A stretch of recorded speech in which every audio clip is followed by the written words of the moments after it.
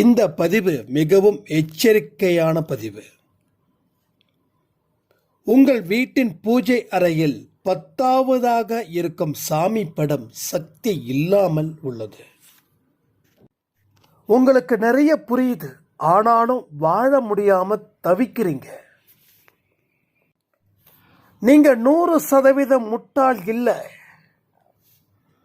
இதை புரிந்து கொண்டு செயல்பட்டா உங்களை விட அறிவாளி உலகத்தில் யாருமே கிடையாது. ஏன்னா சாயப்பா கொடுத்த பொக்கிஷம் நீங்க. வாழ்க்கையில இவங்களை நீங்க கீழ்த்தரமாகவோ மட்டமாகவோ அவங்க மேல குறை இருக்குதுன்னு ஒரு போலியான குற்றச்சாட்டுகளை சுமத்தினாலோ உங்க வாழ்க்கையில மீண்டும் மீண்டும் கஷ்டங்கள் 7 ஜென்மத்திற்கும் தொடரும். உங்க வீட்டில் மகனோ மகளோ பெரிய துன்பத்துக்கு இருக்கிறாங்கன்னா அதுக்கு பொறுப்பா நீங்க இருக்கீங்கன்றத எந்த இடத்துலையும் மறக்காதீங்க. அவங்க சந்தோஷப்படணும்னா இந்த பதிவு உங்களுக்கு மிக மிக முக்கியம். இன்னும் எத்தனை வருஷத்துக்கு உங்களை நீங்க ஏமாற்றி ஒரு அடிமையான வாழ்க்கைய வாழ்ந்து கொண்டு இருப்பீங்கன்னே தெரியல. ஆனா ஒன்று, இந்த பதிவை முழுவதுமாக கேட்டு நீங்கள் செயல்பட்டீங்கன்னா பல வருடங்களாக இருந்த தீராத பிரச்சனைகள் தீர்க்கப்படும் அப்படின்றது நான் உறுதியளிக்கிறேன். இதை செய்யாமல் இருந்தால் உங்கள் காயம் கடைசி வரைக்கும் ஆறாது. இன்னும் அதிகமாக 10 மடங்கு பெருகும், அடுத்தது 20 மடங்கு பெருகும். பிரச்சனைகளுக்கு தீர்வு கோயிலோ மந்திரமோ இல்லை, வேறு ஒன்று தான். அந்த வேறு ஒன்று என்ன அப்படின்னு தெரிஞ்சுக்கிட்டாதான் இந்த பிரச்சனைகளை இருந்து நீங்க உங்களை காப்பாற்றிக்க முடியும். சாயப்பா கொடுத்த ஆசீர்வாதம் அற்புதம். எல்லாம் வீட்டுக்கு வெளியில நிக்குது. அது வீட்டிற்கு உள்ள வரணும்னா இது மிகவும் அடைக்கப்பட்டு உள்ளது. இந்த அடைப்பு நீங்கினா எல்லாமே உள்ள உங்களுக்கு வந்து சேரும்.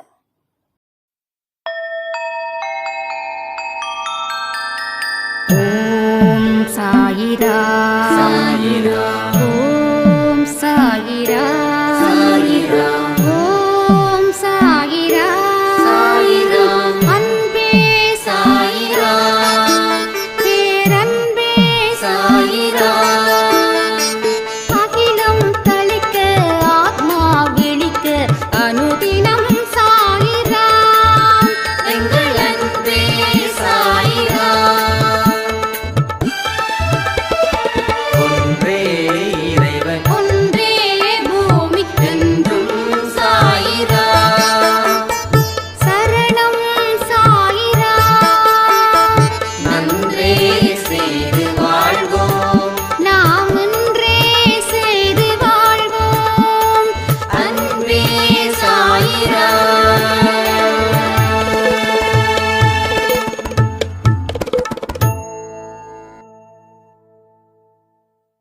சாய்ரா. என் உயிரின் உயிரானவர்களே, உங்கள் குடும்பம் காப்பாற்றப்படும் அப்படின்னு சொல்லி ஒரு டைட்டில் நேத்து நைட்டு பப்ளிஷ் பண்ணியிருந்தோம். அந்த டைட்டிலை பார்த்துட்டு ஒரு சாய்ராம் அந்த பதிவுகளை முழுவதுமா கேட்டதுக்கு அப்புறம் அவங்க வாழ்க்கையில ஒரு பெரிய அற்புதம் நடந்திருக்குது. என்ன தெரியுமா? பல வருஷம் விற்கப்படாத ஒரு வீடு இவங்க எதிர்பார்த்த ரேட்டுக்கு இன்னைக்கு காலையில், இப்போ ஒரு 8 மணி இருக்கும், இன்னைக்கு காலையில் நான் உங்கள் வீட்டை வாங்கிக்கிறேன், ரிஜிஸ்டர் ஆஃபீஸ் வந்துருங்க அப்படின்னு சொன்னாங்க. சாய்ராம், எனக்கு உண்மையிலேயே சொல்கிறேன், இது எவ்வளவு பெரிய ஒரு அதிசயத்தை என் கடவுள், என்னுடைய சாயப்பா, என்னுடைய உயிர் அப்பா எனக்கு அமைச்சு கொடுத்துருக்காருன்னு நினைக்கும் போது என்னுடைய வழியில் இருக்கக்கூடிய நிறைய சகோதரிகளுக்கும் சகோதரங்களுக்கும் தெரியும். ஏன்னா 10 வருஷமா நான் பட்ட கஷ்டத்துக்கு எனக்கு இந்த வீடு விற்றதுக்கு அப்புறம் அதில் வரக்கூடிய பணத்தை வச்சு நான் அத்தனை பிரச்சனைகளுக்கும் சமாளித்து கூடவே சில காசை வச்சு ஏதாவது நான் தொழில் பண்ணுவதற்கு நான் எத்தனையோ கோயில் குளம் அப்படின்னு சொல்லி போய் இறங்கினேன். ஆனால் தொடர்ந்து நீங்கள் நம்பிக்கை வையுங்க. நீங்கள் நம்பிக்கை வைக்கும் போது அவநம்பிக்கையை ஏற்படுத்துவதற்கு உண்டான பல தடைகள் வரும். அந்த தடைகளை எதிர்கொள்ளுங்க. சாயப்பா மேல நம்பிக்கை வச்சு களத்தில் இறங்குங்க. உயிரே போனாலும் முயற்சியை நிறுத்தாதீங்கன்னு சொன்ன பதிவுகளை கேட்டு கேட்டு கேட்டு எனக்கு நம்பிக்கை அதிகரிக்கும் போது, அப்போ இந்த மாதிரி ஒரு விஷயம் நடந்த உடனே இந்த ஒட்டுமொத்த நன்றிகள் அத்தனையும் நம்ம அன்பே சாயப்பாவுக்கு மட்டும்தான் போகணும்னு சொல்லி நான் பிரார்த்தனை பண்ணிக்கிறேன். அதனால நம்ம சொந்தத்தில் இருக்கிற அத்தனை பேர்கிட்டையும் இதை நீங்க முக்கியமா சொல்லியே ஆகணும் அப்படின்னு சொல்லியிருந்தாங்க.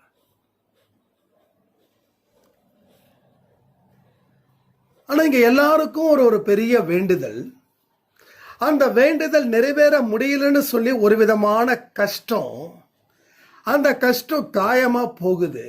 அந்த காயத்துக்கு எந்த மருந்து போட்டாலும் ஆறாம அந்த காயம் தொடர்ந்து வந்துகிட்டே இருக்குது. எந்த மருந்து போடணுமோ அந்த மருந்தை போட்டா மட்டும்தானே அந்த காயம் ஆறும். காயத்துல மண்ணை அள்ளி போட்டா இல்ல அந்த காயத்துல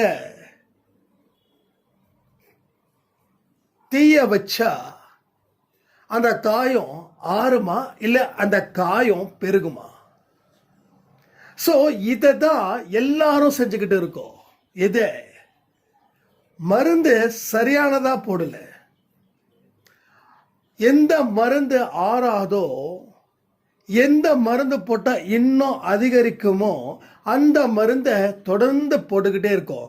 ஆனா நாம சொல்றோம் நான் மருந்து போட்டோம் ஆறல. ஏன் ஆறலன்னு இப்ப தெரியுதா? ஏன் கஷ்டங்கள் வருதுன்னு இப்ப தெரியுதா?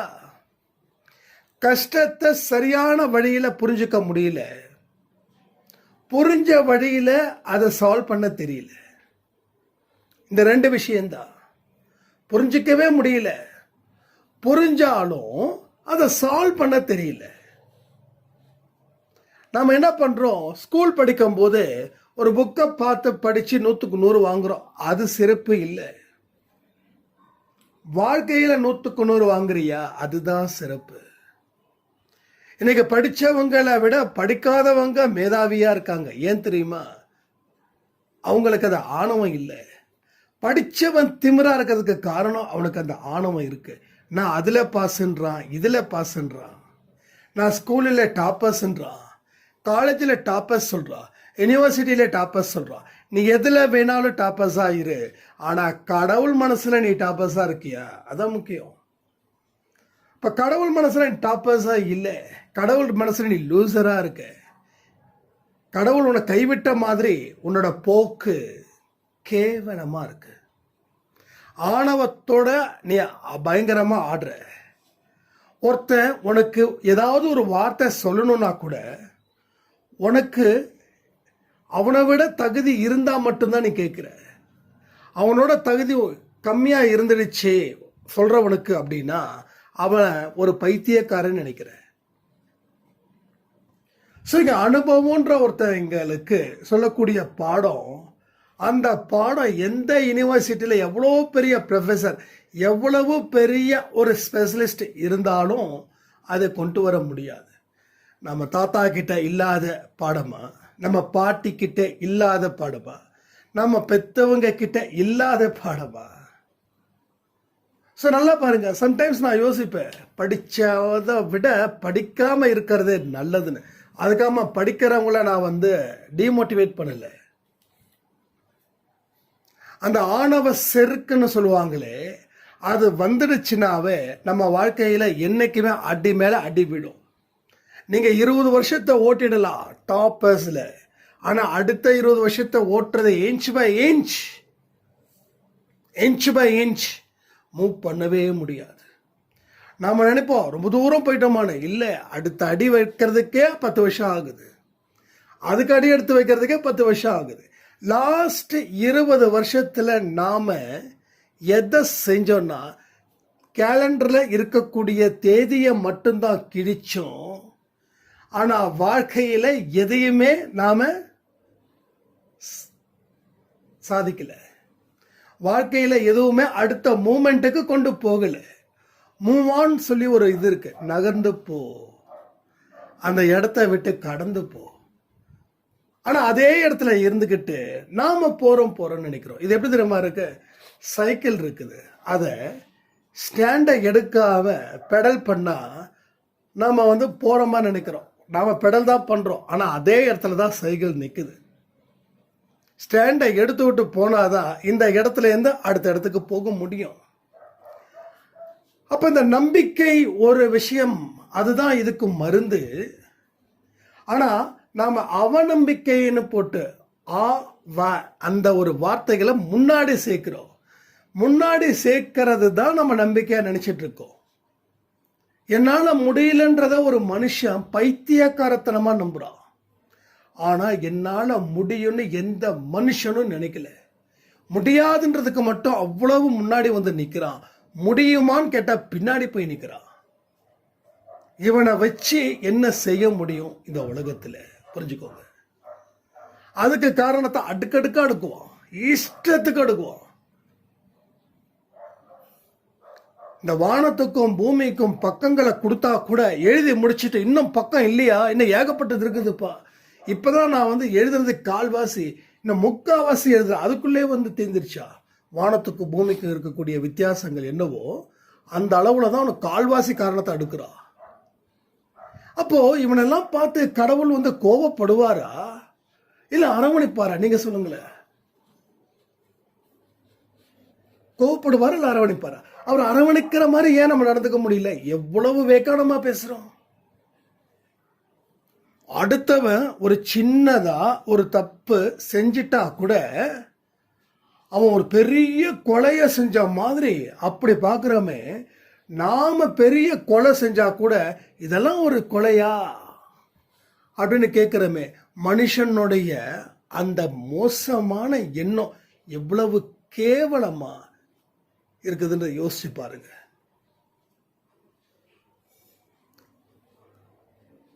பாவம் ஒருத்தன் நான் விடிய விடிய விடிய கஷ்டப்பட்டு கொஞ்சம் வாழ்க்கையில நல்லா இருப்பான், கொஞ்சம் நல்லா இருப்பான். அவன் வாழ்க்கையில வெறி என்னன்னா, நாம எத்தனையோ தோல்விகளை சந்திச்சோம், எத்தனையோ கஷ்டத்தையும் அவமானத்தையும் சந்திச்சோம். ஒரு சொந்தத்துல தலையெடுத்து நிக்க முடியாத அளவுல நம்மளை ஓட ஓட விரட்டுனாங்க. சில இடத்துல அழைக்கவே இல்லை. அப்படியே அழைச்சாலும் நமக்கு கிட்ட முகம் கொடுத்து பேசக்கூட முடியாத ஒரு மனநிலையில இருக்கிறவனுக்கு ஒரு சின்னதா ஆசை எழும்புது. என்ன? 4 பேர் மதிச்சா நல்லா இருக்குமே அப்படின்னு. அப்போ அவனுடைய வாழ்க்கைய அவன் ஆய்வு செய்யறான்.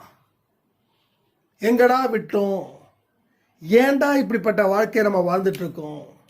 நடப்பணமா வாழ்ந்துகிட்டு இருக்கோமே அப்படின்னு அவனுக்கு அவ்வளவு கஷ்டம், அவ்வளவு இதா இருக்கு. ஏதோ ஒரு கடவுள் மேல நம்பிக்கையை வச்சு அவன் விநாயகருக்கு தேங்காய் உடைக்கிற மாதிரி உடைச்சு அவன் வாழ்க்கையை ஆரம்பிக்கிறான். அவன் ஜெயிச்சிட்டான். அது இந்த சொந்தக்காரர்களுக்கு உறுத்துது. அவனை இதுக்கு முன்னாடியாவது ஓரளவுக்கு அழிக்கணும் முடிவு பண்ணிச்சுங்க.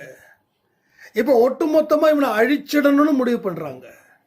ஸோ இதுதான் சொந்தக்காரர்களுடைய புத்தி. ஓகேவா? இதுதான் புத்தி. ஸோ அப்படிப்பட்ட சொந்தக்காரர்களா நாம இருக்கக்கூடாதுன்றது நான் உங்களுக்கு இந்த பதிவின் மூலமா சொல்றேன். ஏன்னா பிடிக்காத எந்த விஷயத்தை செஞ்சாலும் நீங்க பிடிச்ச வாழ்க்கைய வாழ்ந்திடவே முடியாது. யாருக்கு பிடிக்காத வாழ்க்கை? யாருக்கு பிடிச்ச வாழ்க்கை? கடவுளுக்கு பிடிக்காத வாழ்க்கையை நீங்க வாழ்ந்தீங்கன்னா உங்களுக்கு பிடிச்ச வாழ்க்கை 10% கூட வாழ முடியாம போயிடும். அப்ப வாழணுமா? விருப்பம் இருக்கா? இந்த மாதிரியான கேவலமான புத்திகளை வைத்துக்கிட்டு நாம வாழக்கூடாது. நாற்றம் சாக்கடை பக்கம் குடியிருக்க முடியுமா? இல்லை சாக்கடை தண்ணியை குடிக்க முடியுமா? இல்லை அதுவும் தண்ணி தான் இதுவும் தண்ணி தான் அப்படின்னு சாக்கடை தண்ணியில் தலை மூழ்க முடியுமா? ஸோ சாக்கடை தான், அதுவும் ஒரு தண்ணியாக தான் வந்துச்சு. அதனுடைய மூலாதாரம் சொல்றாங்க இல்லையா, ஆரம்பம், அது ஒரு தண்ணி தான். சாக்கடையா உற்பத்தி ஆகல, அது சாக்கடையா உற்பத்தி ஆக்கப்பட்டது. கடவுள் நம்மளை நல்ல வாழ்க்கையை கொடுக்கணும்னு சொல்லி தான் படைச்சாரு. நாம தான் மோசமான விஷயத்தை சேர்த்துக்கிட்டோம். புரியுதா உங்களுக்கு? இது ரொம்ப முக்கியம். எங்கேயாவது சாக்கடையாவே இருக்குதா? ஸோ ஆரம்பத்திலேருந்தே அது சாக்கடையாக தான் வந்துச்சா? வானத்திலிருந்து தண்ணி எங்கேருந்து வருது? எங்கேருந்து வருது தண்ணி? மேலே இருந்து வருது. இல்லைன்னா பூமியில் இருக்கும், பூமியிலேருந்து தண்ணி வரும். இப்போ மேலேருந்து வர தண்ணீரும் பூமியில் இருந்து வரக்கூடிய தண்ணீரும் சாக்கடையாவா இருக்குது? சாக்கடை ஆக்கப்பட்டது. அந்த தண்ணி சுத்தமான தண்ணி தான், புனிதமான தண்ணீர் தான், குடிக்க உகந்த தண்ணீர் தான். அது பல அசுத்தங்கள் சேர்ந்ததால அது சாக்கடையாக்கப்பட்டது. மனிதனுடைய ஆன்மாவும் புனிதமானது தான், ரைட்? ஆனா அது பல தீய எண்ணங்களை மனுஷன் விதைச்சதால அந்த ஆன்மா எப்படி ஆயிடுச்சு? டோட்டலா அழுக்காயிடுச்சு. இதுதான் என்னைக்குமே நான் சொல்லக்கூடிய விஷயத்த இது சந்தோஷ் சொல்றான் அப்படின்னு நினைச்சுக்க வேண்டாம். கடவுள் ஒரு விஷயத்த இவன் மூலமா சொல்லி அதை உங்களுக்கு புரிய வைக்கிறாருன்னு நினைச்சுக்கோங்க. ஸோ கடவுள் தான் உங்களுக்கு புரிய வைக்கிறாரு. நான் ஜஸ்ட் ஒரு இன்ஸ்ட்ருமெண்ட் மாதிரி, அவ்வளோதான். எப்படி உங்களுக்கு ஃபோனில் நான் பேசுறது கேட்குது, ஆனால் ஃபோன் உங்ககிட்ட பேசல. ஃபோன் உங்ககிட்ட பேசல, அந்த ஃபோனில் என்னோட வாய்ஸ் கேட்குது. அதே போலதான் நான் பேசல, அவருடைய குரல் என்னுடைய வாய்ஸா உங்ககிட்ட சேர்க்குது. இவ்வளோதான். இந்த வித்தியாசத்தை மட்டும் உணர்ந்துக்கோங்க. ஏன்னா சாதாரண மனுஷங்க பேசும்போது நம்ம கேட்க மாட்டோம், என்ன பெருசா நீ சாதிச்சிட்ட அப்படின்னு. ஆனா இது நான் பேசல.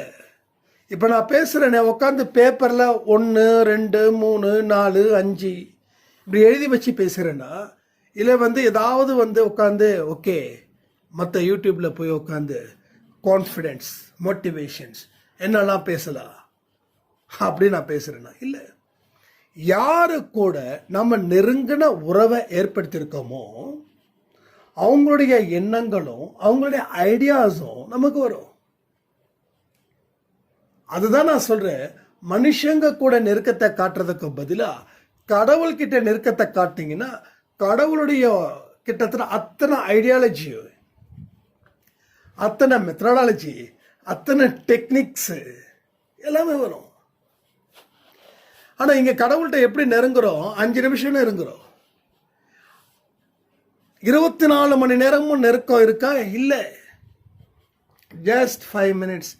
கோயிலோட சைஸ் எவ்வளவோ அந்த சைஸ் தான், கோயிலோட சைஸ் எவ்வளவோ அவ்வளவு நேரம் தான் ஒதுக்குறோம்.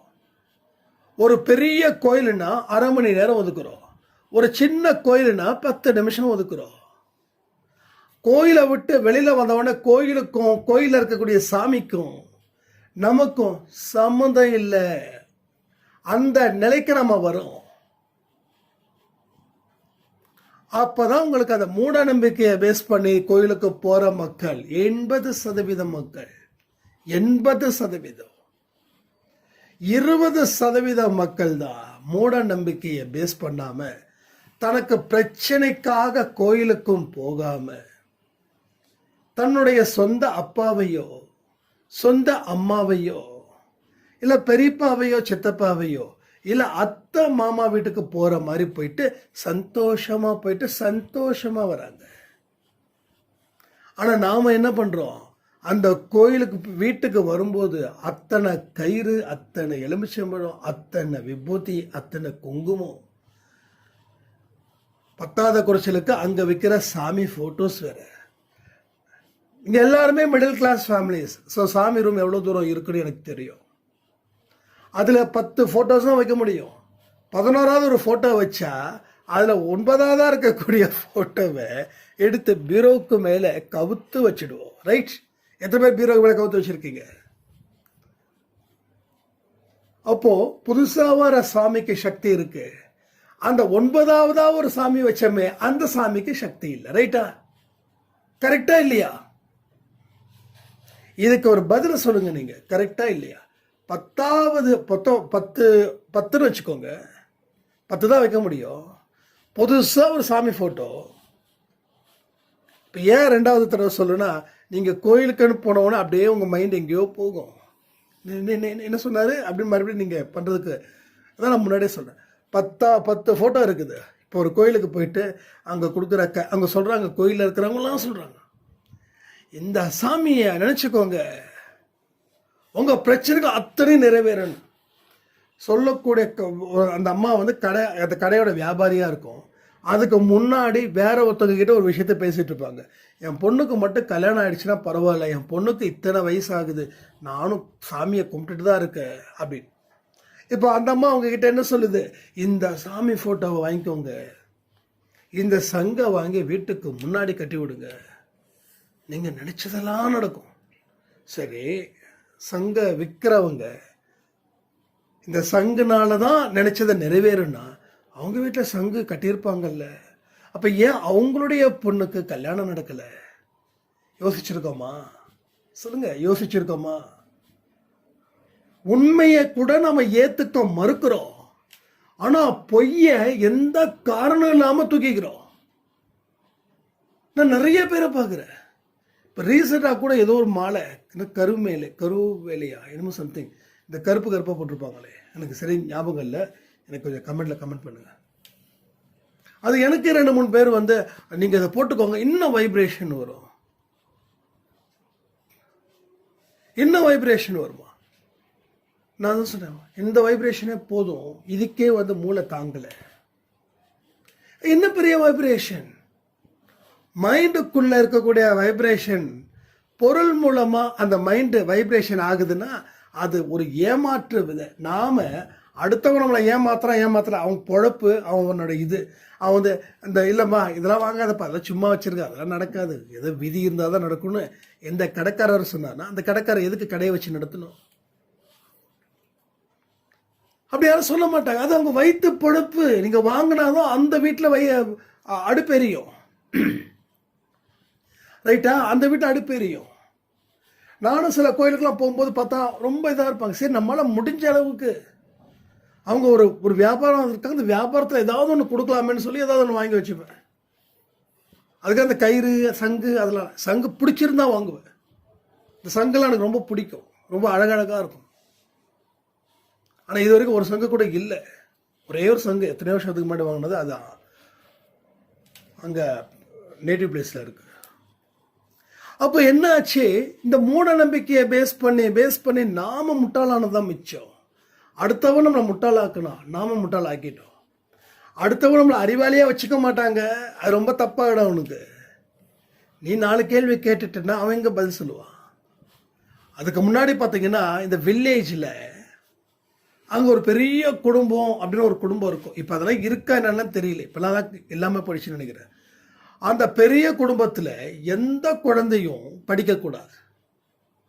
அவங்களுக்கு வந்து ஒரு பெரிய பண்ணை இருக்கும், அந்த பண்ணையில் வந்து வேலை பார்க்கணும். ஏன் அப்படின்னா குழந்தைங்க படிச்சுட்டா அந்த பெரிய குடும்பம் சிறிய குடும்பமாக போயிடும், சிறிய குடும்பம் பெரிய குடும்பமாக போயிடும். அப்போ படித்ததால் என்னங்க வருது? அறிவு வளருது, கேள்வி கேட்கக்கூடிய விஷயம் தெரியுது, யோசிக்கும் தன்மை தெரியுது. குண்டு சட்டிக்குள்ளே குதிரை ஓட்டிக்கிட்டு இருந்தா யோசிக்கிற தன்மை போயிடும், யோசிக்கிற தன்மை சுத்தமாக போயிடும். அதனாலதான் அப்போ 9வது ஃபோட்டோவை தூக்கிட்டு, 10வது ஃபோட்டோவை தூக்கிட்டு இன்னொரு ஃபோட்டோ வைக்கிறோம். அப்போ கடைசி ஃபோட்டோக்கு கடவுளுக்கு சக்தி இல்லை. ரைட்? அப்போ நீங்கள் முருகருக்கு சக்தி இல்லை, அந்த இடத்துல சிவனை வைக்கிறீங்க. கரெக்டா?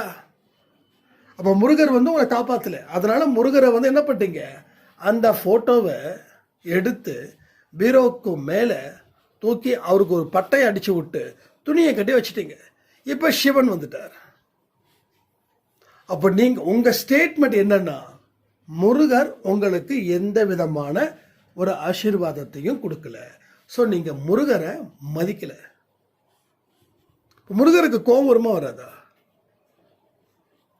அப்போ பழனி மலையில் இருக்கக்கூடிய கூட்டம், திருச்செந்தூரில் இருக்கிற கூட்டம், இப்போ அத்தனை பேருக்கும் அந்த முருகர் வந்து சக்தி இல்லாதவராக போயிட்டாரா? இதை நம்ம எண்ணி பார்த்துருக்கோமா? பார்க்கல. அப்போ இதுக்குள்ளேயே வாழ்ந்துட்டு இருக்கோம். எங்கப்பா நம்பிக்கை? எவன் ஒருவன் அதிகமாக கோயிலுக்கு போய் புலம்புறானோ அவன் நம்பிக்கை இல்லாதவனாக இருப்பான். புலம்புறதுக்குனே போவாங்க. உன் வாழ்க்கையில் இருக்கக்கூடிய பிரச்சனை நீ தான். உன் பிரச்சனையே நீ தான். நீ கரெக்டாக வாழ்ந்திருந்தா நீ கோயில் குளத்துக்கு போக வேண்டிய அவசியமே இல்லை. நீ நிறைய புண்ணியத்தை பண்ணியிருந்தா உனக்கு எல்லாமே கிடைச்சிருந்திருக்கும். ஆனால் நீ பண்ணதோ 1000 பாவம். ஒரு மாமியார் இருக்காங்க, எப்போ பார்த்தாலும் கோயிலுக்கு போவாங்க. அந்த மருமக கிட்ட கேட்டா, என்னோட மாமியார் என்னை கேவலப்படுத்துவாங்க, அசிங்கப்படுத்துவாங்க. என்னுடைய கணவன் கிட்ட என்னை பற்றி தப்பு தப்பாக சொல்லி கொடுப்பாங்க. நீ போனதுக்கப்புறம் ஃபோன்லே பேசிகிட்டு இருக்கா, யார் கூடயோ தொடர்பு இருக்குதுன்னு சொல்லி. இது உண்மை சம்பவம். இது உண்மை. இது யார் கூடயோ தொடர்பில் இருக்கிறான்னு சொல்லி அன்னைக்கு என் கணவர் வந்து நல்லா குடிச்சிட்டு வந்து என்னை பெல்ட்டால் அடிச்சாரு. அப்போ கூட வந்து என் மாமியார் வந்து உட்காந்து டிவி பார்த்துட்டு இருக்காங்க, ஒன்றுமே கண்டுக்காத மாதிரி. இப்போ இந்த மாமியார் என்ன பண்ணுறாங்க, தன்னுடைய மகளோட வாழ்க்கை சரியில்லைன்னு சொல்லி கோயிலுக்கு போகிறாங்க.